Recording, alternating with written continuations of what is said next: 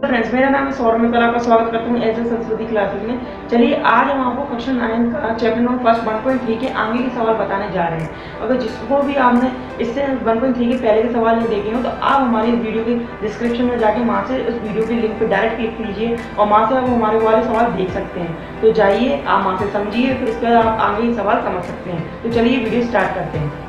Hello friend, जैसे कि question number 6 में दिया गया है कि क्वेश्चन नंबर 6 में बोल रहे हैं कि P अपॉन Q के रूप में कोई भी अब रैशनल नंबर हो, आप उसे लिखिए एक उदाहरण के तौर पर, जिसमें Q नॉट इजिकल्स टू में 0 हो और जहाँ पे जो P और Q है ना एक इंटीजर्स नंबर हो, यानी कि पूर्णांक नंबर हो, तो जिनका एक के अतिरिक्त अन्य कोई उभयनिष्ठ समझते हो, कॉमन फैक्टर। यानी कि अगर आपको कोई संख्या दे दी, इसमें दोनों में कॉमन संख्या आ रही है, जैसे कि समझ लीजिए मैंने कोई संख्या दे दी आपको 2 और यहाँ पे नीचे दे दिया आपको 4, तो इन दोनों में कॉमन क्या है, यहाँ पर हो रहा है 2, यहाँ पे भी 2 है, तो यहाँ पे 2 कॉमन हो गया ना। ऐसी संख्या नहीं होनी चाहिए, हमेशा डिफरेंट होना चाहिए। यानी कि यहाँ पे 2 है ना, तो यहाँ पे ऐसी कोई संख्या वहाँ 3 आए, ठीक है, तो अपन को ऐसी संख्या लेनी है, ठीक है, समझने आ गई आपको।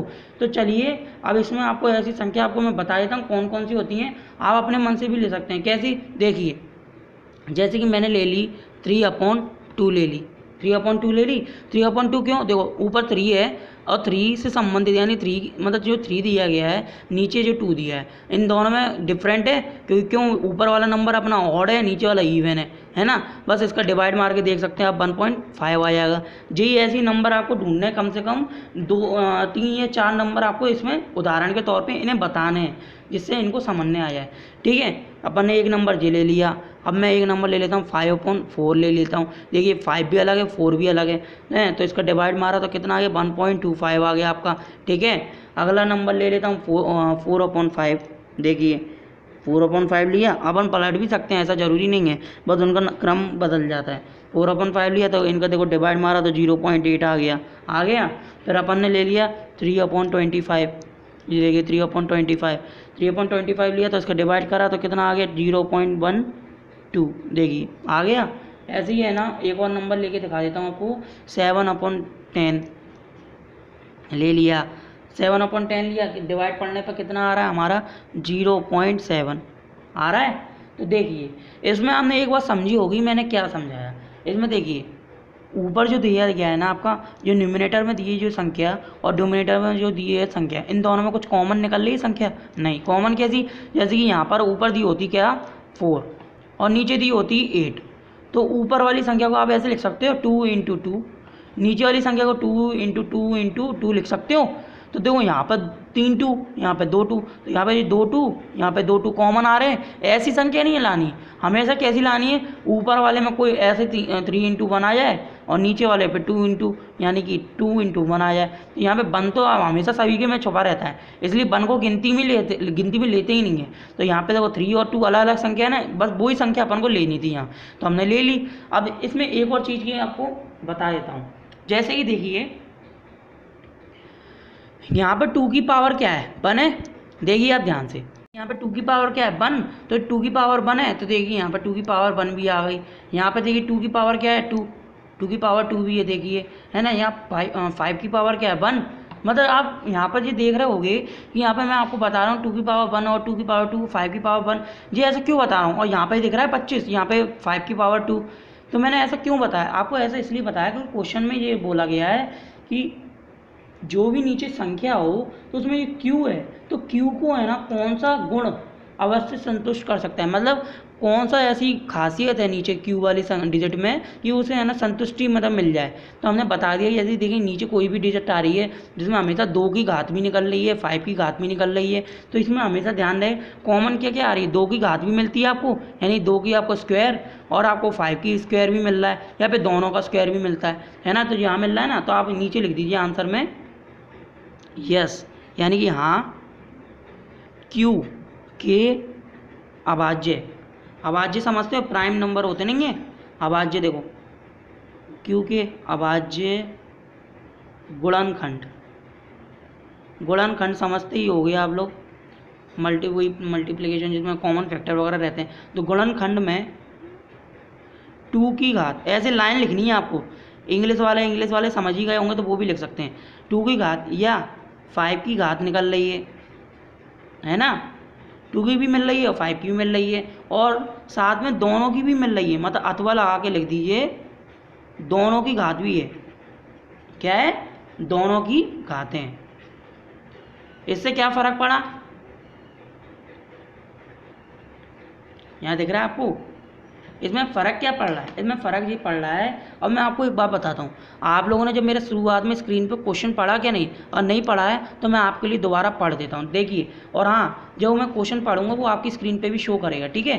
तो चलिए मैं आपको पढ़ के सुनाता हूँ क्या क्वेश्चन में बोला है एक और बार, जिससे आपको समझने आए। रटना नहीं, रटोगे तो आपको बिल्कुल समझ नहीं आएगा और 2 पलों में भूल जाओगे। इसलिए समझाने के लिए मैं आपको बता रहा हूँ दोबारा क्वेश्चन पढ़ के। क्वेश्चन बोल रहा है, हिंदी मीडियम वाले सुने जरा। P अपॉन क्यू, क्या दिया है? P upon Q, Q not equals to 0 के रूप में, मतलब P अपॉन क्यू दिया गया है, इसके रूप में आप कोई रैशनल नंबर के अनेक उदाहरण हैं। तो वो कह रहे हैं कि आप अनेक उदाहरण हमें बताइए जहाँ P और Q एक इंटीजर नंबर है जिनका एक के अतिरिक्त अन्य कोई उभयनिष्ठ गुणनखंड नहीं हो। मतलब एक है ना, एक मतलब एक नंबर जो होता है ना, उसके अतिरिक्त अन्य कोई गुणनखंड ही ना हो, ठीक है? और जिसका शांत दशमलव प्रसार है। क्या आप यह अनुमान लगा सकते हैं कि Q को कौन सा गुण अवश्य संतुष्ट करेगा? तो आप यहाँ देखिए, शांत दशमलव का मतलब समझ रहे हो ना, टर्मिनेटिंग, मतलब दशमलव वाले आपको बताया नहीं थे, डेसिमल टर्मिनेटिंग, मतलब डेसिमल नंबर में बताया था कि टर्मिनेटिंग कैसे पहचानते हैं। तो यहाँ पर देखिए 3/2 दिया है। 3/2 दिया है, एक तो रैशनल नंबर है, सारे के सारे रैशनल नंबर, आप तो ये बात समझते हो, तो एक बात तो प्रूफ हो गई, रैशनल नंबर है। दूसरी कंडीशन क्या बोली है? इन्होंने बोला दशमलव टर्मिनेटिंग पहचानो। तो देखिए पॉइंट के बाद 5 नंबर पे ख़त्म हो गया, दशमलव टर्मिनेटिंग है, यानी टर्मिनेटिंग की कंडीशन अप्लाई हो रही है, मतलब यहाँ पर बोल रहे हैं कि टर्मिनेटिंग कंडीशन होनी चाहिए। ये भी ध्यान रहे, अगर कोई नंबर बार बार रिपीट हो रहा है ना, तो वो डिजिट इसमें अप्लाई नहीं होगी, तो इस बात का आपको ध्यान रखना है। और हाँ, यहाँ पर पॉइंट के बाद जो 5 आ रहा है, केवल 5 पे ख़त्म हो रही है डिजिट, तो टर्मिनेटिंग हो गई। यहाँ पर ये भी टर्मिनेटिंग हो गई, ये भी टर्मिनेटिंग हो गई। अगर रिपीट हो रही तो ऊपर में बार लगा था, रिपीट हो रही होती ज़्यादा, है ना, तो यहाँ पर ख़त्म हो गई। तो देखिए जितने भी दशमलव वाले संख्या आ रहे हैं, टर्मिनेटिंग है ही दशमलव में, क्योंकि सारे रैशनल नंबर भी हैं। तो बस अपनी कंडीशन अप्लाई हो गई है। तो यहाँ पर अपन को क्या है? कुछ नहीं, अपन ने जो कंडीशन नीचे लिखी है कि Q के जो अभाज्य गुणनखंड है, अभाज्य गुणनखंड में 2 की घात या 5 की घात अथवा दोनों की घातें होती हैं। क्यों? यहाँ पे जो नीचे 2 दिया है, 2 की भी तो घात है 1, यहाँ पे 4 दिया है, तो 2 × 2 यानी 2 की 2 घात हो गई, 5 की 1 घात है या 5 की 2 घात है। और यहाँ पे देखिए क्या दिया है? यहाँ पे दिया है 5 × 2, क्या दिया है? 5 × 2। तो यहाँ पे देखिए मैंने क्या कंडीशन में बोला था, Q के अभाज्य गुणनखंड, मतलब प्राइम नंबर में 2 की घात है, 5 की घात, 5 की भी घात है, अथवा दोनों की घातें होती हैं। देखो अथवा दोनों की घात भी बता दी, जबकि हमने जितनी कंडीशन उन्होंने बोली हमने सारी अप्लाई कर दी।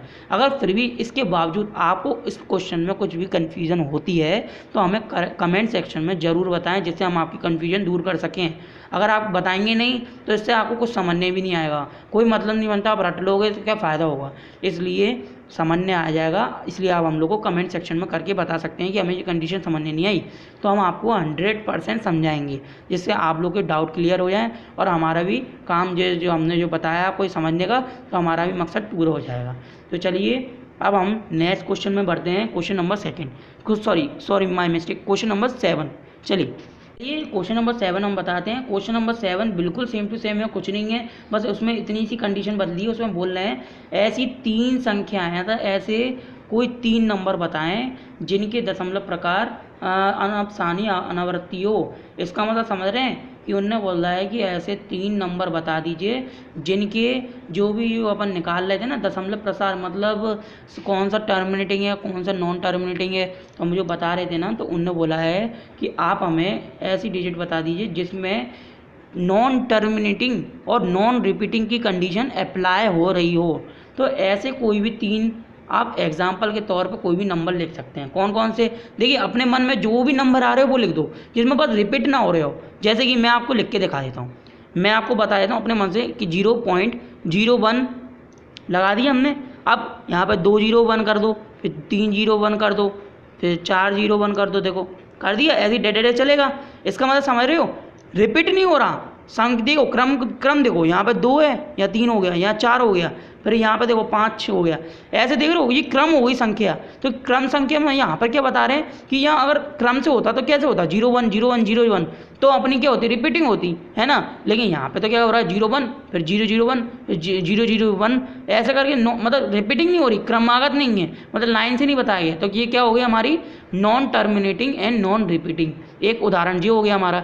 अब इनने 3 मांगे हैं, तो अपन एक और उदाहरण आपको मैं बता देता हूँ मन से। और हाँ, मैं आपको इसमें केवल 2 उदाहरण बताऊंगा और तीसरा उदाहरण आप लोग को अपने मन से सोचना है, क्योंकि देखिए आपको इतने क्लियर बता दिया है। आप लोग इसी तरीके से क्रम, ऐसे ये क्रम दिखा रहा हूँ ना मैं, 1 0 फिर 2 0 फिर 3 0 ऐसे दिखा रहा हूँ, तो आप लोग भी अपने मन से भी करके देखें, जिससे आप लोग का दिमाग भी लगे, ठीक है ना। तो देखिए जैसे कि मैंने यहाँ पे बता देता हूँ आपको कौन से। हाँ, ये ले लेता हूँ, कोई से भी ले लो, 2 0 2 0 0 2 0 0 0 0 2 0 0 0 0 डैश लगा दिया, समझ रहे हो ना। देखो 20 लगाया, फिर 200 कर दिया, फिर 2000 कर दिया, फिर 20,000 कर दिया, ऐसी करके संख्या बढ़ रही है, जिसमें क्या है, नॉन टर्मिनेटिंग भी हो गई और नॉन रिपीटिंग हो गई। यही तो कंडीशन पूछ रहा था, है ना। एक एग्जाम्पल और तीसरा एग्जाम्पल जो देना है बोलो आप करोगे, मैं नहीं बताऊंगा, ध्यान दें, जिससे आपको समझने आ जाएगा। अगर आपको फिर भी समझने नहीं आता तो हमें कमेंट सेक्शन में जाके बता देना, ठीक है। चलिए क्वेश्चन नंबर 8 बताते हैं, जिसका हम सवाल पढ़ते हैं। चलिए पढ़ते हैं।